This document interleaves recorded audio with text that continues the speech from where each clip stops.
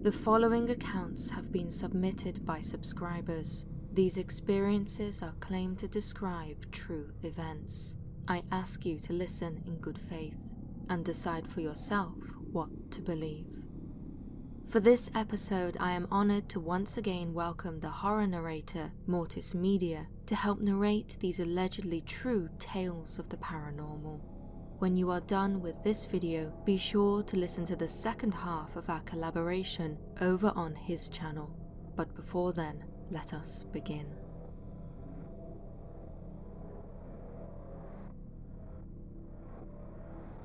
My grandmother lives in a 200-year-old farmhouse in Wiltshire, England.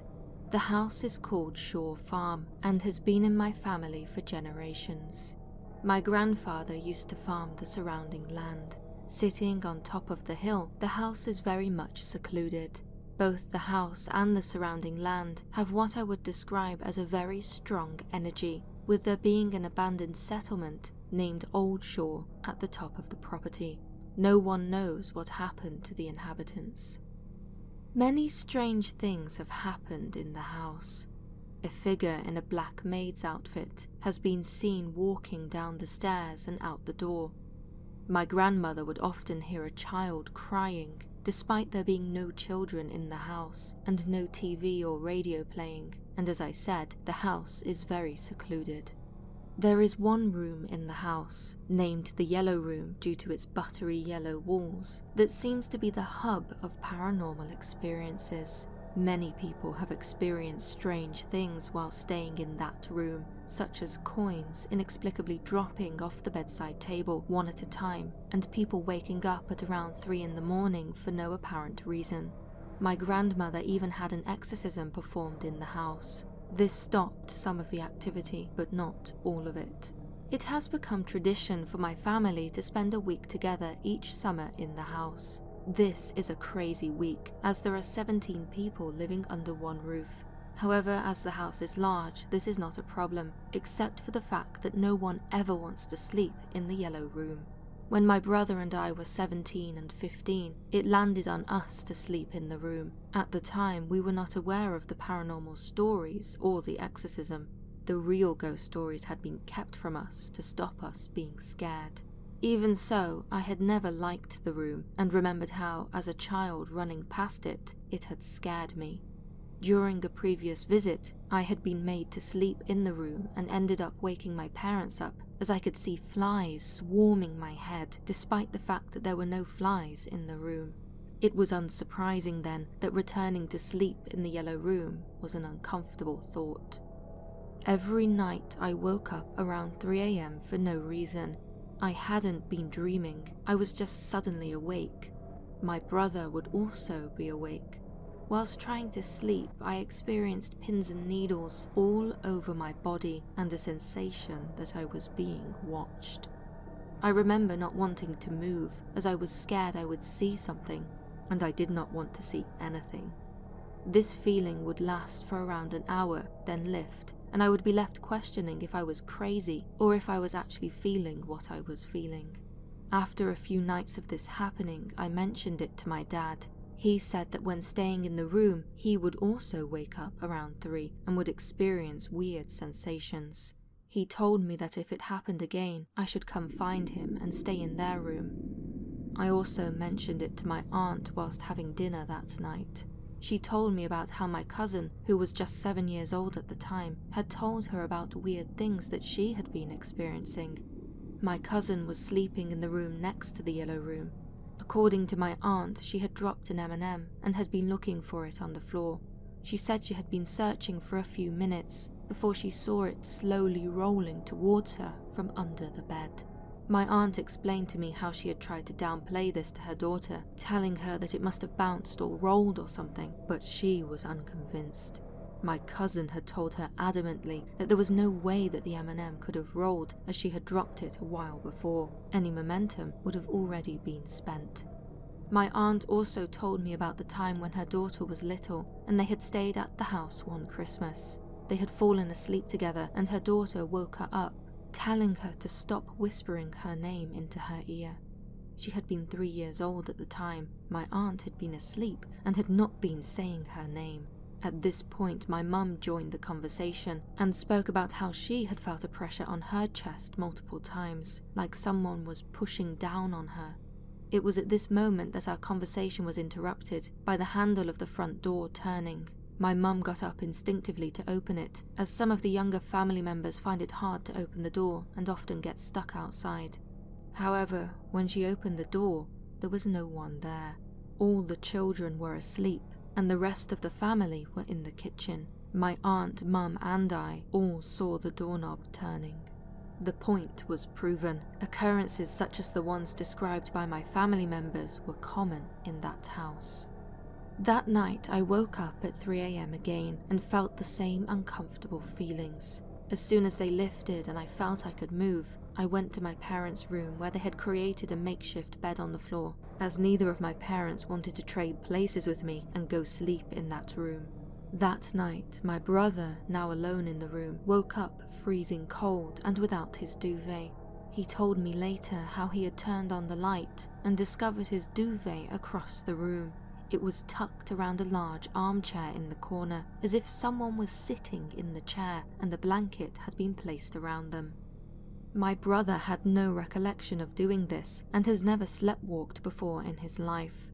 It is fair to say that both of us were creeped out by sleeping in that room. The next summer, I refused to sleep in the yellow room and instead opted for a blow-up mattress on the floor of my cousin's room. One night after dinner, I had been helping clear the dishes, so my cousins were asleep in bed before me.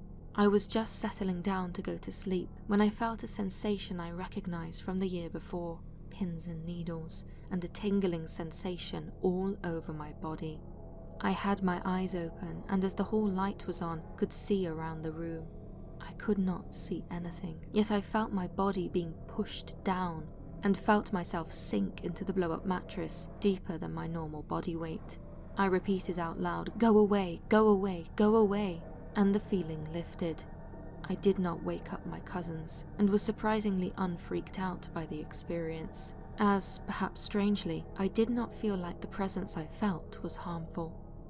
Since this experience, I have learned to recognize the feeling of tingling and associate it with a supernatural presence.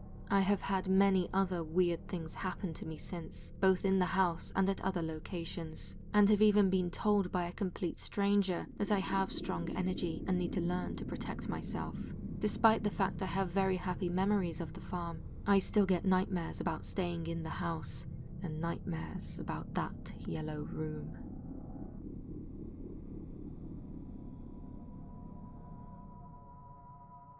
My parents separated when I was very young. As a result, I would visit my dad during the summers growing up. I would stay at my grandparents' house while visiting. The basement of their house always scared me.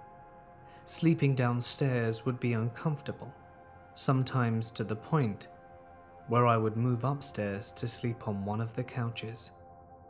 Even during the day, if I had to go downstairs, it felt like something, or someone, was right behind me the entire time I was down there. Often, I sprinted up the stairs when I was done performing whatever task I was set to do. The stairs in my grandparents' house have 2 flights. I usually felt the feelings of being followed stop at the top of the first flight. But the feeling of being watched did not stop until I was completely upstairs. This happened for years, but never really escalated. One night, I was staying downstairs in a room. I would later find out my dad had experienced paranormal happenings in growing up. I was maybe 13 years old at the time. My little brother was sleeping in the same bed with me. He was around 3 or 4. It was a large bed, so it wasn't a big deal. Or at least, it shouldn't have been. Around 1 in the morning, my little brother started crying. I attempted to calm him down, only to find he wasn't even awake. At this point, I felt someone approaching my room. I looked up, expecting my father to be there, but he was not. When I looked up, I saw a shadow walk into the room. It turned after a couple of steps and looked at me, then quickly faded away. Strangely enough, I felt calm. Looking back, it wasn't the same entity that scared me. I am now in my 20s, living full-time at my grandparents' house. My room is at the other end of the hall. I occasionally get the feeling of being followed still, and the feeling of being watched always seems to be present. It gets worse at night. I see shadows move and even had a door open down the hall. Footsteps up and down the stairs without explanation are commonplace. It happens enough that even my grandfather, a staunch skeptic, took notice. The scariest nights I experience appear to involve an angry entity that I can't see, and I doubt I ever will see it, but I can feel it. This presence, enters my room, even with the door shut, and stands over me. I can feel it, and it feels like it hates me, but it has never harmed me, only scared me. I am not afraid to admit, even though I am now an adult, that I still duck under the covers like a child to hide from it. I told my dad about these experiences only to hear even more terrifying tales from him. He had many experiences as a child growing up in that house. My dad feels there are more spirits than the ones I have encountered, and that some may even be family that have passed on. I feel there are only two. One that seems to be indifferent to me, perhaps even somewhat protective of me, while the other feels dark, filled with hate and anger. It wants to hurt me, I can feel it, but it never has, and I hope that it never will.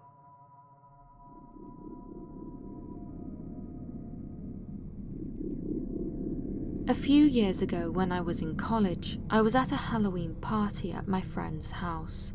I arrived a few hours before everyone else with another friend of mine because we both owned all sorts of party equipment. Lasers, fog machines, strobe lights, black lights, you name it. I'm not going to lie, we spent way too much time setting up for this party, but in the end, it was probably worth it.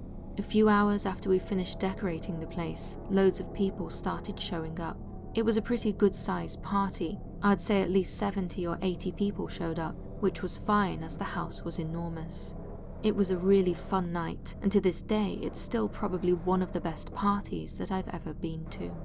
I left the house at around 2 AM to give several people a ride home. I was planning on going back at first, however I was pretty exhausted after dropping everyone off, so I just decided to call it a night. The next morning I drove back over to my friend's house to collect all of my party equipment. I had to work early that day, so I made sure to arrive at the house at around 6:15. It was still very dark out when I pulled up into the driveway, and the house was completely empty since my friend had already left for work. I hurried up to the front door, which had been left unlocked for me. I reached out my hand and grabbed the door handle and then began to twist the knob. The moment I stepped into that house, I was overwhelmed with a very uneasy sensation in my gut. I had never felt a genuinely creepy vibe like this before. Something just felt unnatural about the atmosphere in that place. I had been in that house several times before, but there was never anything even remotely creepy or unusual about it. This was totally out of the ordinary. I tried to just ignore the feeling at first, assuming that it was likely the result of anxiety since I was afraid that I might be late for work. But there was no denying that something had happened after I left the party the previous night. Not only was the atmosphere different, but the place itself. I began walking around the house just to get a good look at the destruction left behind in the aftermath of the party. It was a total mess, Confetti, empty beer bottles, balloons, and glow sticks were littered across every square inch of the floor. Most of the party lights were still turned on, even though I had told my friend to turn them off before she went to bed. The longer I looked around the place, the more I noticed just how many things were simply out of place. It was almost like the girls were playing a prank on me. For some strange reason, the TV was spun around and facing the wall, and there were 7 wooden chairs stacked on top of each other in a pyramid fashion in the family room. The next odd thing I noticed was that in one section of the house, there were about 40 or so popped glow-in-the-dark balloons that had been nailed all over the walls, nailed with kitchen knives. I think there might have been some sort of pattern to the placement of the balloons, but I couldn't really tell for sure. At first I thought that some college kids had made a lousy attempt at creating a crude shape out of the balloons, but on closer inspection I'm pretty sure it was just some random numbers. Things started to get really creepy about 10 minutes after I stepped foot in the house. Sudden pounding on the walls upstairs would occur every 2 to 3 minutes, and I would frequently get the sensation that someone was standing right behind me, or even above me. I was startled a couple of times by the sound of rapid footsteps, which sounded like they were coming from the ceiling. As I was winding up some of the string lights on the second floor of the house, I once again heard rapid footsteps coming from the family room, followed by a loud crashing sound. I immediately spun around in the direction of the sound to see that the living room chandelier, which hung probably 20 feet off the ground, was swaying back and forth, as if someone had just run into it at full speed. This was enough to make me run out of the house and into the front yard. The moment I walked outside, I felt much calmer, although I was still pretty freaked out. But I was also intrigued, as I had never encountered anything paranormal before. Deciding that I needed backup, I called up one of my friends who wasn't working that day and asked him to help me collect the party supplies. After about 10 minutes of sitting outside the house, my friend arrived in his car. We both walked up and into the house. Immediately my friend gave me a look like, "Whoa, what the hell?" And I just nodded my head and chuckled a bit. It wasn't just me. Thankfully, my friend didn't freak out and run away like I thought he might have. Instead, we continued to gather up all the remaining party supplies together without leaving each other's sight. I definitely felt more at ease knowing that someone else was with me there, but that didn't stop the weird things from happening. The footsteps started up again no more than 5 minutes after we entered the house, and in addition to that, we started hearing unexplainable voices and grunting sounds. I remember hearing a frantic voice from upstairs at one point. It sounded like someone speaking from the far end of a large tunnel, with the voice echoing in an odd way. The best I can describe it is that it sounded like a tremolo effect on a guitar. My friend and I both heard the voices several times, however neither of us could discern what was being said. Later on, I was up in the loft using a pair of scissors to cut down the black and orange streamers which were taped to the top of the balcony that overlooked the living room. The whole time I was kneeling down at the end of the balcony, I couldn't shake the feeling that someone was looking at me from behind. I even remember turning around several times, only to be confronted with an empty room. It was when I was almost done cutting down the streamers that I reached in my pocket and pulled out my phone to check the time. I raised the phone to my face, yet before I could click the power button, I was instantly frozen in fear. The black phone screen reflected the room behind me, and in this reflection, I caught a quick glimpse of something straight out of a horror movie. I swear I saw 2 small eyes peering out at me from the wall. From the wall. I don't mean I saw a figure near the wall staring at me. I mean there were literally 2 tiny eyes sticking out of the wall. Nothing else, just eyes. I gasped in horror at the sight, and as soon as I did, the eyes retreated back into the wall in a flash. I then turned around to once again find nothing there. This was my limit. I even muttered something to myself to that effect, before standing up and walking towards the stairs to get off the second floor. I got to maybe the 12th step from the bottom when I saw a very dark, fuzzy-looking silhouette coming up the stairs towards me. I fell over onto my back in shock and then raced back to the loft. I couldn't even leave. From the loft, I could hear a high-pitched hissing sound coming from the stairs, which freaked me out more than anything. With no other way out, I climbed over the balcony railing, grabbed onto one of the supporting pillars, and began to slide down it like a fireman's pole. When I made it to the bottom, my friend and I exchanged horrified looks. We both sat down on the couch and just looked up at the loft. He said that he had heard the hissing as well. I really wanted to leave at that point, but we were so close to being finished. With no other choice, we both swallowed our fear and continued gathering up the supplies. All that we had left to do at this point was grab all the black lights. Since there were quite a few of them, both upstairs and downstairs, we decided to split up. I stayed downstairs and gathered up all the lights while my friend went upstairs. Nothing strange happened to me while my friend was upstairs replacing all the black lights. However, when he came back down, something seemed a little off about him. Almost like he was in some kind of a trance. He later told me that his memory of what had happened upstairs was fuzzy, and that he couldn't even remember how he had got downstairs after he was finished. He explained how he had been in one of the upstairs bathrooms, unscrewing one of the black light bulbs that I had put in place of the normal white ones for the party. Apparently, while in there, the entire house suddenly began to shake violently.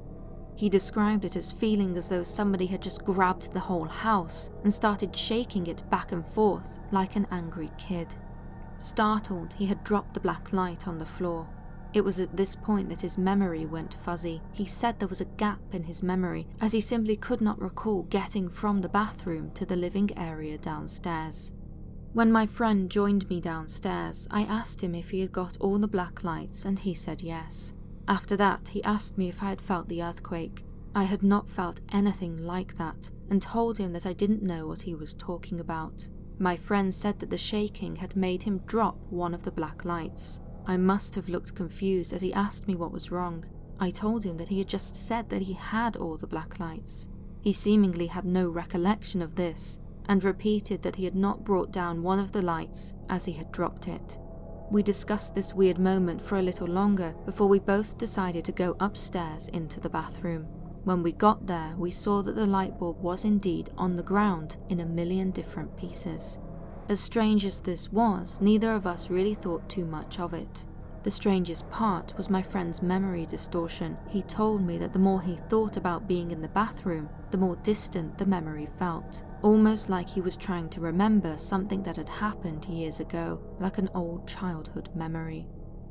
After we finished putting all the alcohol in black trash bags, we went back out to the car and threw all the party stuff in the trunk. After that, we both agreed to go back inside one last time to make sure we didn't miss anything. We were only in the house for about 2 minutes when we both froze in place after hearing a very aggressive growling coming from the upstairs loft. Charging footsteps echoed through the house as something neither of us could see sprinted towards the balcony railing. The railing then appeared to bend backwards, as if something had climbed up onto it before leaping off. Not 2 seconds had passed before we heard a deafening crash several feet away from where we were standing. We looked up to see a large portrait, which was hanging on the wall next to us, shatter into 1,000 pieces. I swear that there was an impression in the center of that picture that looked like someone just dove headfirst into it. I think it goes without saying that my friend and I both ran out of that house immediately after that happened. Yet, as we were running away from the house, it felt like I was being pulled back towards it, very similar to when a strong current sucks you in towards a building wave. It was that same kind of force. When we finally left the house, it felt like we had been inside for years, even though it had definitely been no more than an hour. There was just something so unnatural about that place. Even time didn't run right. I found out later that day that some of the kids had started messing around with a Ouija board not long after I left the party the night before. The girl who owned the house said that they didn't notice anything weird at first, but after an hour or so, people started getting weirded out by the atmosphere, with some even saying that they saw shadows running across the ceiling. My friend told me that she was so scared of being in that house alone that she ended up spending the night at her ex-boyfriend's house. I haven't been back to her house since that day, but I heard that it's not that bad anymore. Other than the occasional unexplained footsteps, the house still seems completely normal. My friend, however, told me that she often gets night terrors when she stays in the house at night, so she usually just sleeps at her mom's house. I, for one, am actually quite thankful to have gone into the house, because it gave me a reason to believe in the paranormal. After all I've experienced there, I am certain that there is much more to life than what meets the eye. Although, I must say, that morning is not something I would want to experience ever again.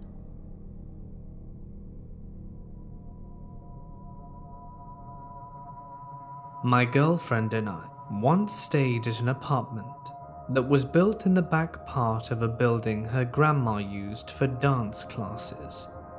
This building used to be a Lee's Pizza back in the day, and I heard it was quite successful.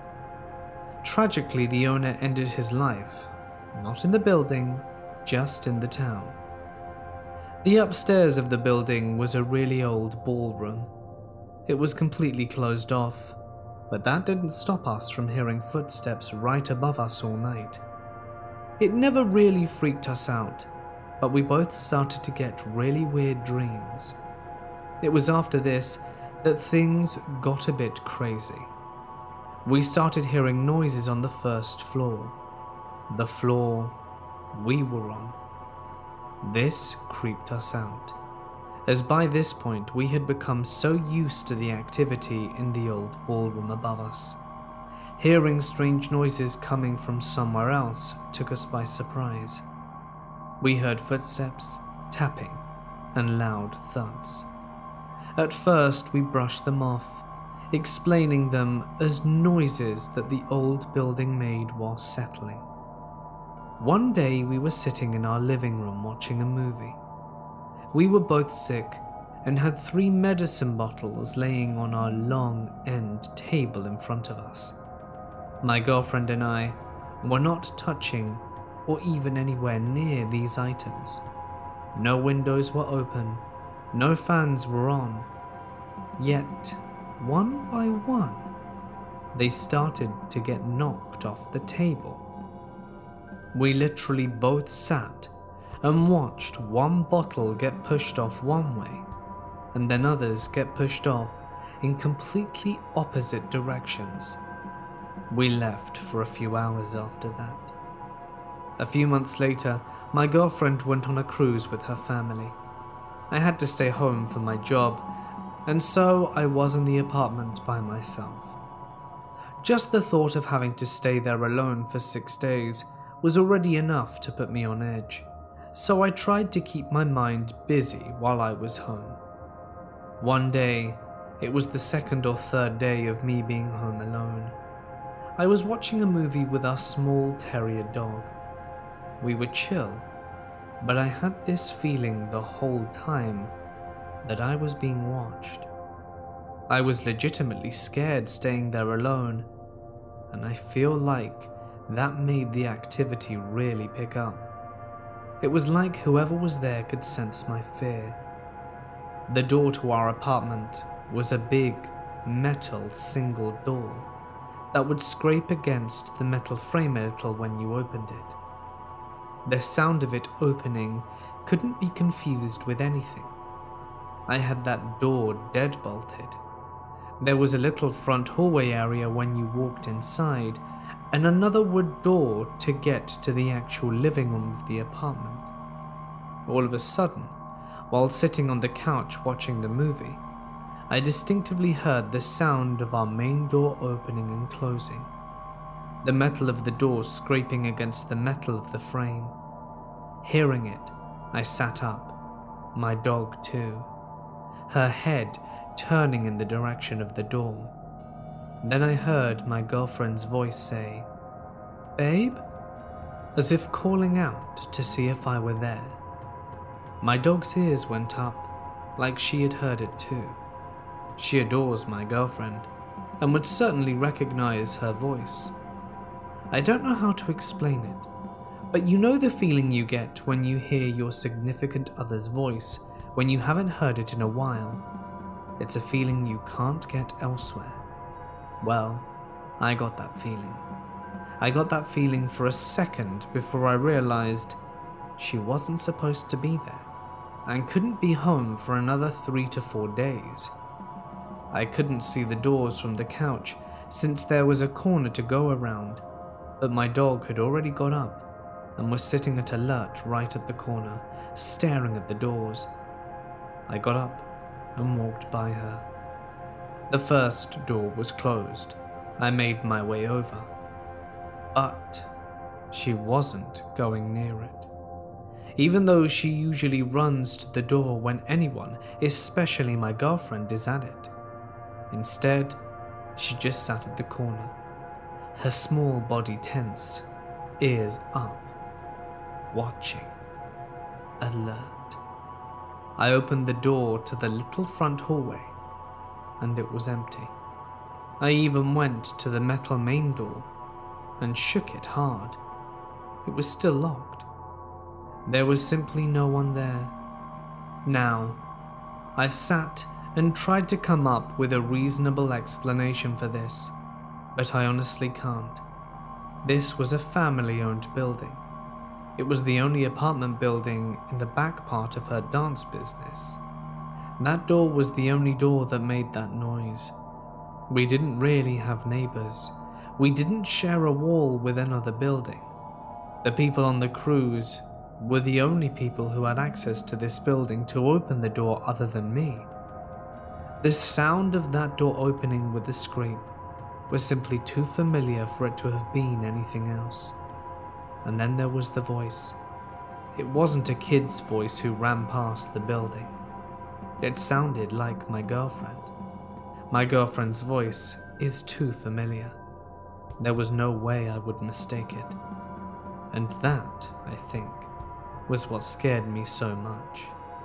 Whatever it was, whatever was in the apartment with me, used my girlfriend's voice to manipulate me. Even my dog thought it was her. After that happened, I left with my dog for about 6 hours, but eventually had to come home. I had the most unsettling feeling the rest of the time I was there alone.